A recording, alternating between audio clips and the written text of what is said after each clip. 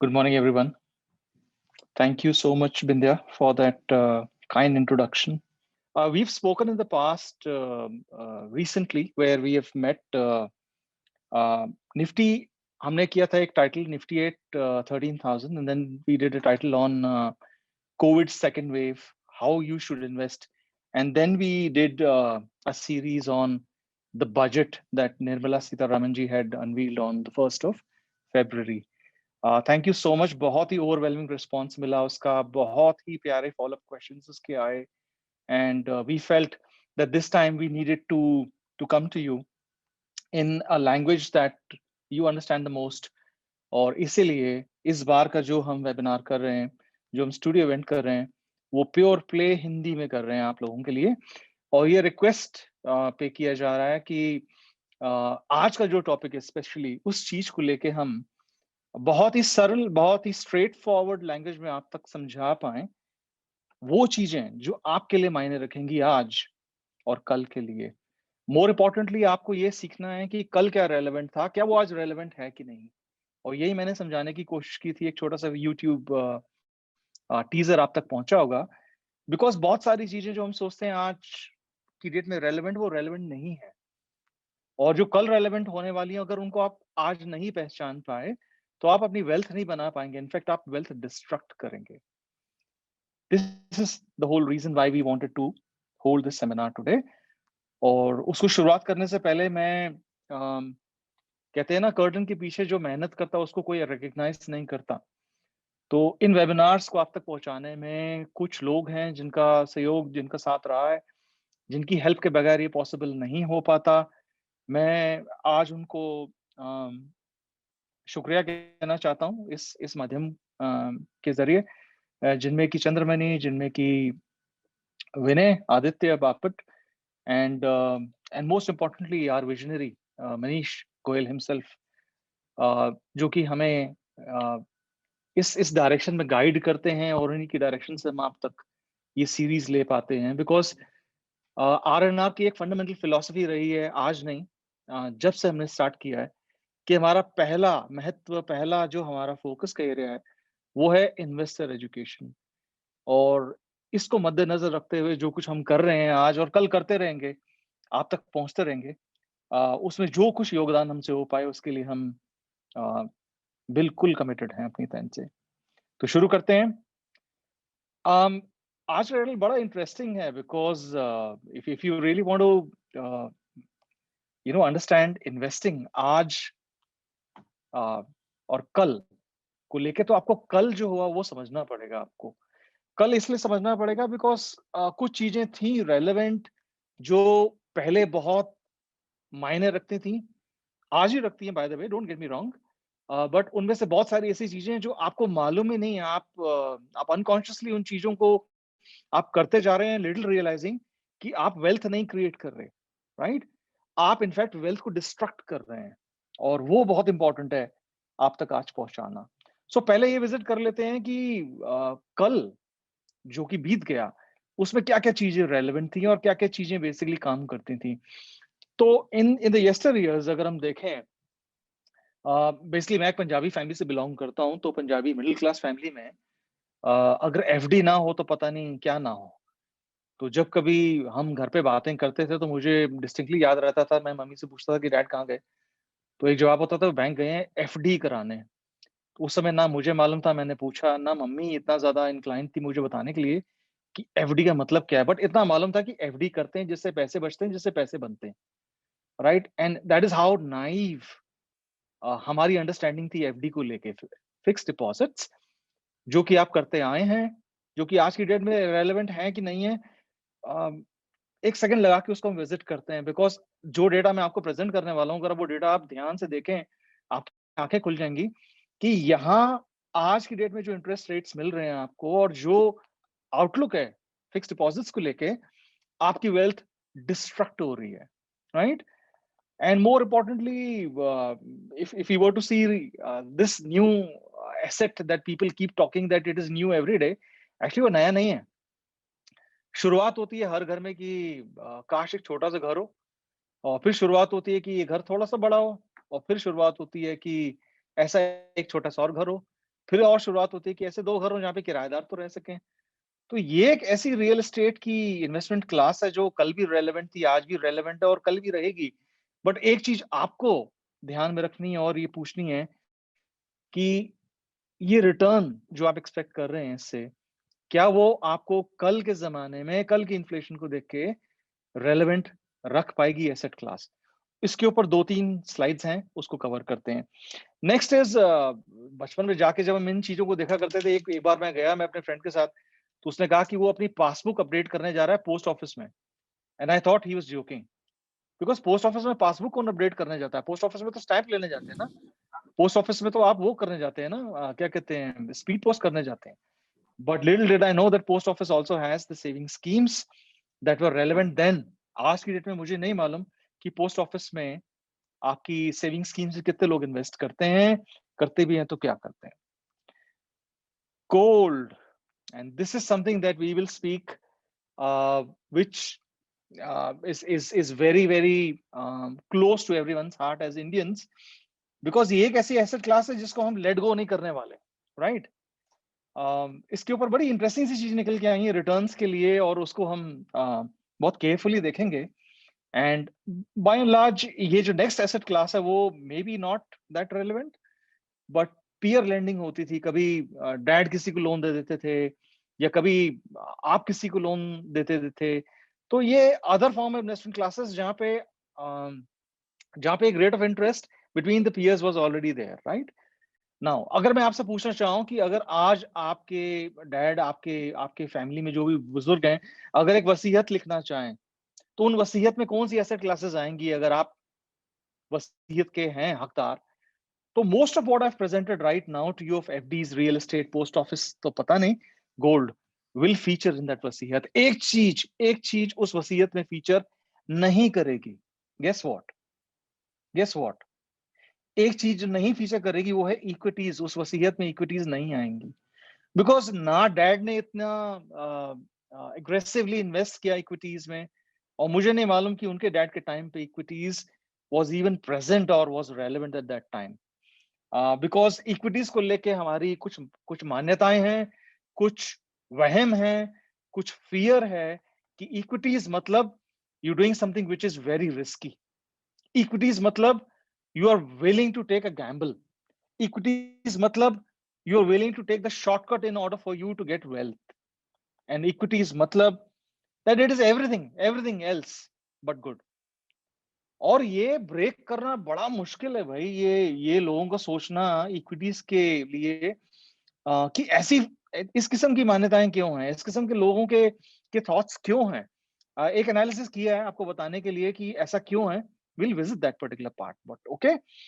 But let's see मैं जब कहता हूं कि कल की चीजें जो हम देखते आए हैं वो रेलेवेंट क्यों है और रेलेवेंट क्यों नहीं है ओके कल की डेट में जो चला गया कल उसमें फिक्स डिपॉजिट्स बहुत रेलेवेंट थे इसलिए रेलेवेंट थे बिकॉज सिर्फ फिक्स डिपॉजिट्स का एक एरा था एक एक एक युग था जहाँ पे फिक्स डिपॉजिट्स में भी आपको 10 11 12% के रिटर्न्स मिलते थे and hear me loud that वो भी एक एरा था जहां पे आप फिक्स डिपॉजिट से 12% 11% के रिटर्न्स कमाते थे आज की एरा में आज के टाइम पे फिक्स डिपॉजिट्स में आपको 4.95% के करीब के रिटर्न्स मिलते हैं I am sure most of you would not have even imagined कि फिक्स डिपॉजिट्स में 5% की अगर इन्वेस्टमेंट आ रही है तो were you aware of this और not but to be honest अगर मैं इसमें इन्फ्लेशन एडजस्टमेंट कर दूं तो इस किस्म के रिटर्न्स आपको देखने को मिल रहे हैं इन्फ्लेशन वो चीज जो हमारा खाने का सामान जो हमारा पेट्रोल जो हमारी रोजमर्रा की चीजों में जो हम खरीदते हैं चीजों को वो अगर उसमें जितने पैसे आप सोच के गए थे उतने पैसे से ज्यादा आपको देने पड़े या वो चीज उतनी महंगी हो जाए उसे इन्फ्लेशन कहते हैं तो अगर आप फिक्स डिपॉजिट्स में इन्फ्लेशन एडजस्टमेंट कर दें तो फिक्स डिपॉजिट्स आज की डेट में just read it allowed and you'll be surprised to hear that they are giving just about 1 or 2% returns 1.3% returns in 2021 in fixed deposits सबसे बड़ी बात अभी इसमें सरकार आपसे टैक्स तो जरूर लेगी राइट अगर आपके फिक्स डिपॉजिट्स में 40,000 तक के अगर आपके रिटर्न्स बन रहे हैं, सीनियर सिटीजन के लिए 50,000 रुपीज, अगर उतना आपको प्रॉफिट हो रहा है फिक्स डिपॉजिट्स में, then tax deduction at source में आपके 10% कट जाएगा। पहले फिक्स डिपॉजिट आपको 5% रिटर्न दे रहा है, उसमें से इन्फ्लेशन एडजस्टमेंट किया आपने, उसमें से फिर टैक्सेशन कमाया या घटाया, तो आपके पास बचा क्या? Fixed deposits will basically take you nowhere, and hence, unless and until the inflation is rock bottom, unless and until the fixed deposits give you a rate of let's say 10-11%, ये investment class आज की date में relevant नहीं है, ना कल होगी। तो आंखें खोलिए फिक्स डिपॉजिट्स को लेके, whether they are relevant or not. The next investment class मैंने आपसे कहा था बड़ा क्लोज है हमारे दिल के करीब, और ये इन्वेस्टमेंट क्लास है गोल्ड। गोल्ड रियली अगर आप देखें तो पिछले 5 सालों में जिस हिसाब से ये ग्रो किया है, it has been phenomenal. Let's agree that it has grown at a CAGR of more than 14% gold. और अगर आप 10 साल की बात करें तो इट इज ग्रोन, और रादर 30 इयर्स की बात करें तो it is grown at a CAGR of what 9%। और गोल्ड में एक और चीज देखी गई है कि इसकी अपनी साइकिल्स होती हैं। साइकिल्स कैसे हैं? It follows a pattern on how equities behave, stocks behave. Stocks boom पे हैं तो गोल्ड थोड़ा सा ठंडा होगा, बट स्टॉक्स में जहां कहीं आपको लगे कि you know the returns are doubted और the markets are little cooling off और the markets are coming down, आपको दिखेगा गोल्ड बढ़ना स्टार्ट होगा। तो गोल्ड की वो इनवर्स रिलेशनशिप रही है मार्केट्स के साथ में, बिकॉज गोल्ड को सेफ हेवन माना गया है। गोल्ड 7 मार्च 2011 में 20,700 पर 10 ग्राम्स पे मिल रहा था। आज की डेट में जो मैंने देखा है price, at least latest that we have updated, gold का प्राइस चल रहा है 47,555।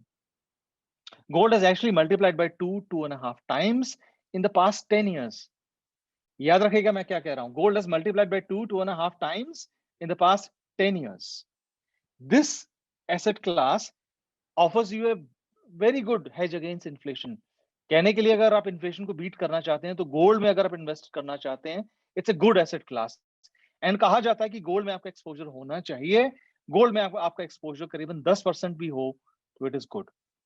Now when we come to gold, there are certain sentimental values that are attached to gold, and I was just cross checking this with my team today morning as well, not that I've not been doing it in the past 1 week जब ये slides बन रही थी, but amazing चीज है gold को लेके कि गोल्ड का एक सोशल स्टेटस है हम इंडियंस के लिए, एक ट्रेडिशन और एक सोशल वैल्यू अटैच्ड है गोल्ड को लेके, कि जब तक हम किसी पार्टी में किसी फंक्शन में नेकलेस या रिंग्स या वो नौलखा हार कहते हैं, अगर ये ना पहने ना फ्लॉन्ट करें तो हमारे सोशल स्टेटस में वो ऊंफ, वो एज, वो वो नजर नहीं आता।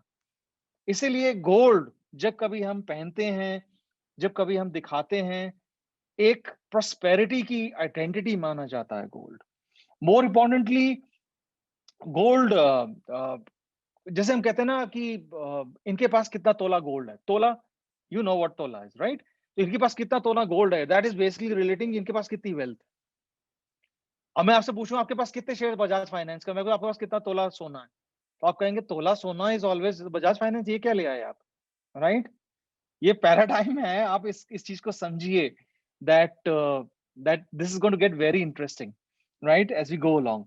यस, गोल्ड फिजिकल फॉर्म में भी इन्वेस्ट कर सकते हैं, गोल्ड के बॉन्ड्स हैं, गोल्ड के फंड्स हैं, all those exist, and all those are very relevant investment vehicles that we have. And gold is also considered as one amongst the insurance mechanisms. Insurance kaise, you can take a loan against gold, and there are many companies which are even listed which do this to you, right? There are, you know, um, moments when gold is basically considered as a fallback option for the women folk, जिनकी घर में बहुत जरूरत पड़ती है। तो खुदा ना खास्ता एक मोमेंट आती है, वो फिल्मी डायलॉग बड़ा होता है कि गोल्ड बेच के बाबूजी के इलाज के लिए पैसे ले लीजिए, ऐसे काफी फिल्म्स में भी आपको देखने को मिलता है। पर गोल्ड की सेंटिमेंटल वैल्यू ऐसी है, एंड नॉट दैट हम लोगों ने सीखा नहीं है कि इन्वेस्टमेंट कैसे करना। Please believe me, Indians are one of the best investors and long term investors, अगर आप गोल्ड कंसिडर करें। और मैं बहुत सोच समझ के ये बात कह रहा हूं आपसे कि Indians are considered as one of the best investors, but gold को अगर आप एक इन्वेस्टमेंट क्लास ले लें तो gold is turned out to be one phenomenal asset, जहां पे होल्डिंग पीरियड पता नहीं इटर्निटी का है भाई हमारे इंडियंस को लेके, इटर्निटी का होल्डिंग पीरियड है। वो आपको चीजें सुनने को मिलती हैं कि ये मेरी दादी की शादी का सेट है, ये जब मेरी मम्मी की फर्स्ट एनिवर्सरी तो डैडी ने गोल्ड का सेट दिया था, ये जब डैडी की एफडी टूटी थी तो डैडी ने लॉकर में पहला गोल्ड लिया था।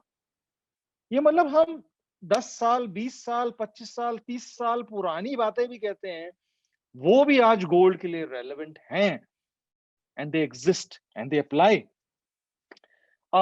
नेक्स्ट जो स्लाइड मैं आपको दिखाने जा रहा हूं ये आपकी रिस्क पे है, मेरी रिस्क पे नहीं है। ओके, वाई आपकी रिस्क पे है? बिकॉज मैं घर पे ट्राई कर चुका हूं, इसके रिजल्ट्स ठीक नहीं थे, अब मैं आपके ऊपर छोड़ रहा हूं। और मैं क्या करने की कोशिश कर रहा हूं कि आप जाके प्लीज अपनी वाइफ या अपनी मम्मी या अपने सिस्टर से बोलिए कि डार्लिंग एक गोल्ड बेच दें क्या। गोल्ड जो कि 2011 या 2010 में 20,000 20,700 का था, आज की डेट में 47,000 50,000 का हो गया है। 2.5 टाइम्स रिटर्न्स आ गए तो उसको बेच देते हैं। मुझे बताइएगा कि आपको आपको क्या रिस्पॉन्स मिला आपके घर से। गोल्ड एक ऐसी चीज है जिसको लोग सच्ची में नहीं टच करना चाहते, और इसकी एपेटाइट इतनी है that it on a more serious note, it comes at a cost to all of us. Cost क्या है? Actually gold हमारे यहाँ हम as Indians or as India we don't mine gold, right? We have to import gold. और उसकी apatite इतनी है Indians में कि गोल्ड हमने 2020 FY में हमने 2 लाख करोड़ का इंपोर्ट किया। हमारा इंपोर्ट का बिल गोल्ड को लेके 2 लाख करोड़ का था। इसकी एपेटाइट इसकी इतनी है हम इंडियंस में कि इस एसेट क्लास को आज मैं एक वेबिनार कंडक्ट कर लूं, आपको बताऊं कि गोल्ड मीडियम और लॉन्ग टर्म में it's a good investment to hedge. आप मानेंगे नहीं उसको, बिकॉज गोल्ड हम होल्ड करते जाएंगे अपने लॉकर्स में हर जगह। इनफैक्ट एक क्वेश्चन जब ये उठ ही गया है तो इसमें एक क्वेश्चन जो मैं कंप्लीट करना चाह रहा था और आपसे पूछना चाह रहा था कि when was the last time that you sold an equity based investment और you held an investment in equities for more than 10 years। फिर से क्वेश्चन सुनिएगा मेरा, आप में से कितने लोग हैं जिन्होंने अपना पोर्टफोलियो या कोई भी इन्वेस्टमेंट अगर आपके पोर्टफोलियो में या म्यूचुअल फंड है आपने 10 साल से ऊपर होल्ड करके रखा है? और बहुत कम लोगों का वो रिस्पॉन्स आएगा। बट गोल्ड की मैं बात करूं, अगर मैं अभी ओपिनियन पोल लूं, अगर आप में से 10 लोगों से पूछूं कि आप में से किसके घर में गोल्ड के ऑर्नामेंट्स है, 10 के 10 हाथ ऊपर जाएंगे। अगर आप में से पूछूं, आप में से 10 लोग हैं, उनमें से कितनों के पास डीमैट अकाउंट है या कितने लोग इन्वेस्ट करते हैं इक्विटीज में? You won't be surprised that only 5% of Indians invest in equities. Invest करते हैं तो हम जानते हैं कि वो इन्वेस्ट कैसे करते हैं। ये सच्चाई है गोल्ड की। गोल्ड एक अच्छी एसेट क्लास है, इस पे एक्सपोजर होना चाहिए, बट पूरा गोल्ड होना चाहिए और कुछ नहीं होना चाहिए, और एल्स वो रेलेवेंट नहीं है कल के लिए।